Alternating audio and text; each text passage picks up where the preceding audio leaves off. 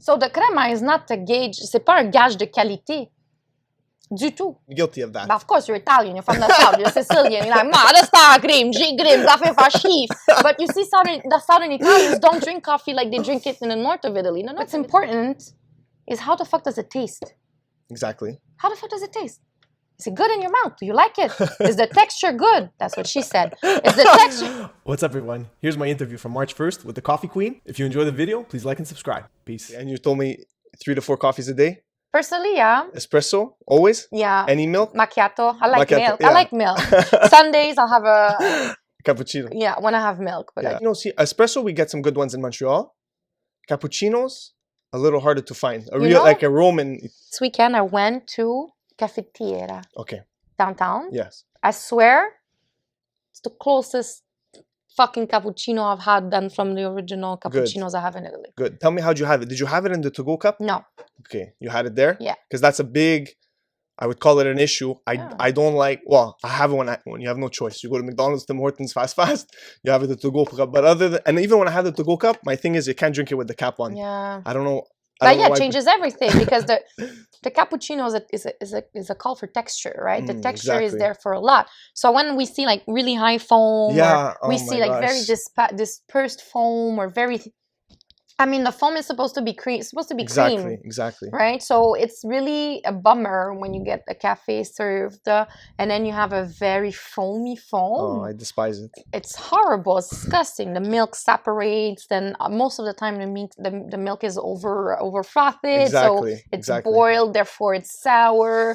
And then the coffee starts. Like, it's really bad. But if you go, also coffee, right, is a question of ratio. Mm-hmm. And the texture plays in. Then the temperature of the cup plays in. Right? The cups, they're on top of the coffee machine to stay warm. That plays a role. A huge role, I'm sure. Once with the milk, one place we went to, I don't even remember, so I don't even want to say the name. I had to take the foam with my fingers off how airy it was. The bubbles. It sucks. You have to know your style and you have to go where they serve your style. Yeah. It's more a question of who's serving it, how well maintained the equipment is. Like, I mean, coffee is about... So people, they think coffee is about coffee. And then whatever the fuck machine you have, it doesn't matter. Yeah. But the truth is, coffee is about the synergy between the coffee you're serving, so the brand and the beans and the fucking mix, you know, the blend that you have. The equipment that you have. Yeah. And the personnel, like, and the staff. So to have good coffee, you need to be able to map the synergy between those three things. Exactly. So people with economic machines can't go third wave because the machine's not going to be able to do it. Yeah. The grinder's not going to be able to do it. Then it's the other way around. Like, I mean, we have people with lower gam coffee machines and they buy Ely. Ely's like one of the most expensive, 100% Arabica, but then you have I'm not going to name anything. You have a shit machine to serve it. It's like literally throwing out money in the garbage. Yeah. You're really better buying a coffee that has a lower quality of beans and a lot less brand value. Yeah. Because quite frankly, you're paying for a lot of it. Although, I mean, Ely's great coffee. Because your machine can process it. Yeah, exactly. Right? So I know you want the brand. Okay, but you need to spend a bit more on your machine if you want to extract what that coffee is able to give you. Exactly. So, and then they don't have staff. So you have great 30K on the machine, $50 a kilo on the coffee, but then you get to the counter and they don't know how to froth milk. Yeah, exactly. How useless is that? Yeah. So I don't like to say I sell coffee. I like to say I'm a professional in a synergy of those three things to make the business make money with coffee, right? You're a coffee consultant. Truly, that's what we do, right? An educator. I help you sell more better coffee. Yeah, exactly. If it's better, you sell more. How to make it better? Control the size of your cups. Control the size of your to-go cups. Make sure the ratios are right. Make sure the staff is trained properly. Make sure they froth the milk properly. Exactly. Then you can go crazy and buy $80 a kilo if you want to. Yeah. If you want to do it. But why are you gonna spend so much money on coffee when you have a shit machine, a shit grinder, and stuff that doesn't know how to use it? Exactly. So if that's your case, you need to lower the quality of the beans that's inside, have something that's more accessible to the taste, something that the machine is not gonna, because the higher, the fancier it is, the coffee, the harder it is to extract properly. So if you want a coffee that's easy to serve, that you always have crema on top, that anybody of your staff can do it, even if they don't press the right way or if they don't grind it perfectly, even if today they didn't adjust the grinder, you need a coffee that's more easy to work with. So you need some Robusta. So you need something that's perceived as lower quality, okay, that's not like the finest of the finest. But chances are you'll serve better coffee doing that. Exactly. Serve better cappuccinos, you know? And then you have to control your staff. I love the science and the art part coming together as one. Because people, they focus on the art part all the time. But nobody cares about the equipment. Science, yeah, of course. But the coffee machine is a natural product that is unstable and that goes through a machine before it gets to your mouth. So it's not like buying a bottle of wine. It's already been processed. Yes. The coffee, when you buy a freaking bag of coffee, it needs to go through your machine first. Yeah. And then all the elements, the temperature, the stability of the temperature, the way you tap it, the grind, the size of the grind, the freshness of the coffee. Like, is your grinder able to grind fine enough? Is your machine able to push enough so that the grind that needs with the, like, it's a synergy between all those variables. And that's what we are specialists at, is say, okay, you have 10K for your equipment. This is the type of coffee you should be using. This is the type of equipment that fits with your budget. And this is how you're going to need to train your staff so that you serve consistent coffee. Exactly. That's, you know, the synergy. I love it. We're on a mission too. It's so important. To caffeinate Montreal. I am on a mission. Or Quebec. It's true. I'm on a mission. No, it's beautiful. I love it. And some people, they can't do it. Passion. They need pods. What am I going to tell you? But it doesn't matter. The pods. Yeah, but some. What about the pods? Some are decent. There's some from Italy, no? But yeah, that's what I do. I've been doing this for exactly. years. I sell pods. They're biodegradable pods. I have pods and beans, right? I have it all. Come. It's right here. So the pods are in here. You open your bag. You drop it in. Make the coffee. That's it. You don't need no barista. You don't need nobody that knows how it works. It makes a super decent coffee. You have your espresso. Look at it. If you can't serve coffee like this with your staff, you're better off with the pods. Exactly. But you can't be a coffee shop. No, you have to be something that serves coffee a restaurant on the side. Can serve this? Restaurants, boulangerie, bakeries, pastry shops, offices.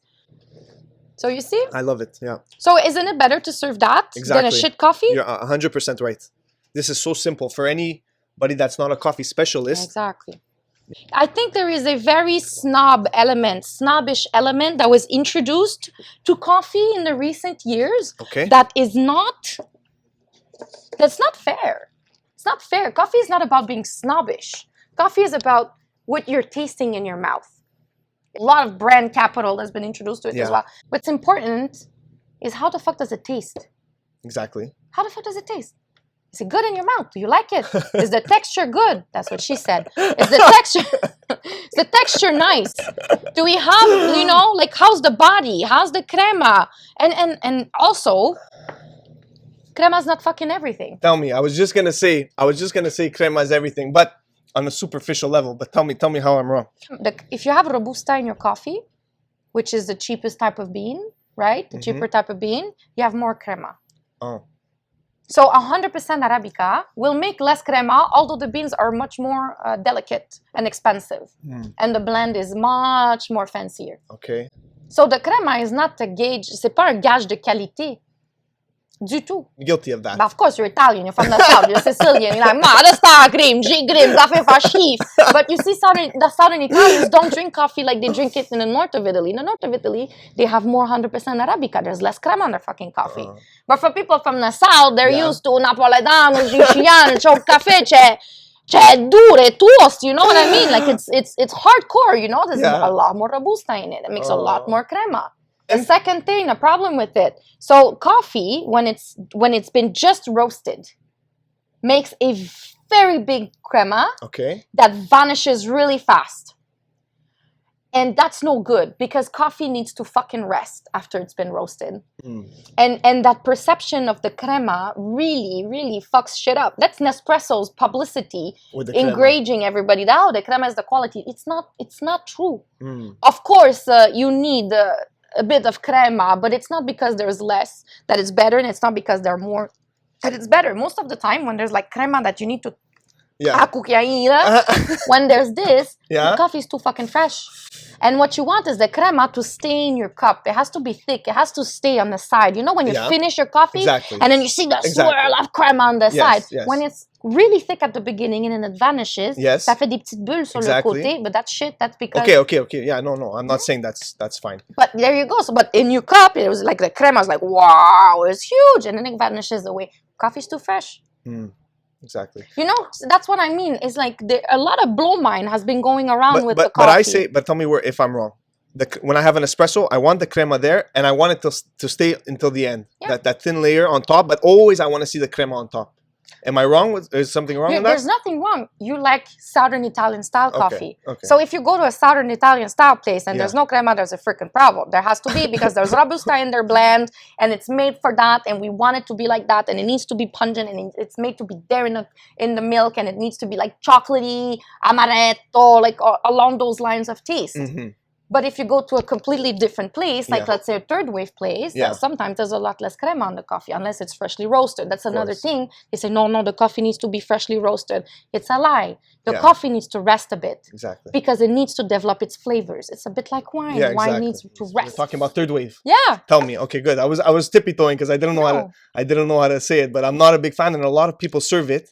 And even in the cappuccinos, it's hard to drink. I personally, even as a cappuccino, I find it acidic. I don't enjoy it. Exactly. I never enjoy it. Do people enjoy it? That's my question. Why are so many places serving it? Well, I mean, it's like wine.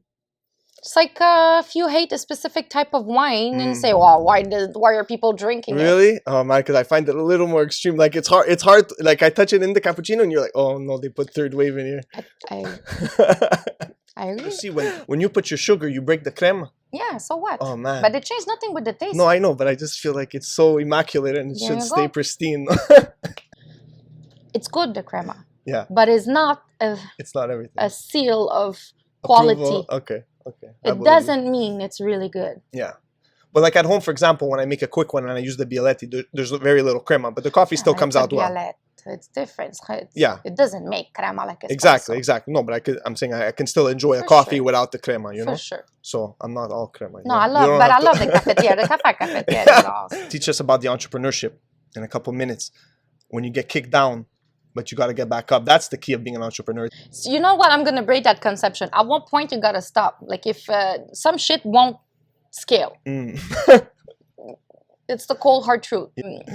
I think the most important thing is to be able to validate your numbers and to have a vision. I think the vision is the driver of everything. My website's called 20x Vision. There you go.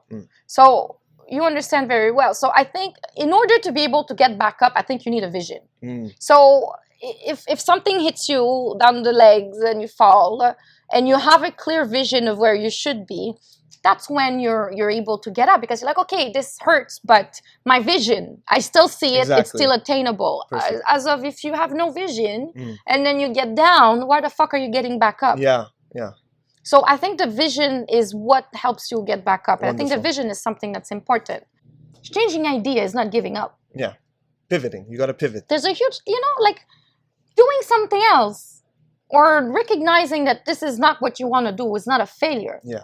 Right? You're allowed to change your mind, want to do something else, change your model, or fucking drop it and go work for someone else, or automize it and let it run by itself and make money on the side. Yeah. I mean, I think people have been a little bit, I'm not going to say brainwashed, but sold on the idea of the entrepreneur that no matter what, never gives up. Truthfully, it gives shit like Fire Festival. Like if you don't recognize what is not going right and you don't have a clear vision of where it could go and how much money you can make and the way to fucking make it, I mean, sometimes it's good to just, okay, I tried this, it didn't work out, but I'm going to apply everything that I learned to do something else. Exactly. Like I'm not die hard, go forward until death. No, bro, sometimes you learn something and you can fucking do something else after. But have a vision. You need that vision. That's what keeps you, getting back up. Okay, perfect. I love it. Way to end it. 20x Vision.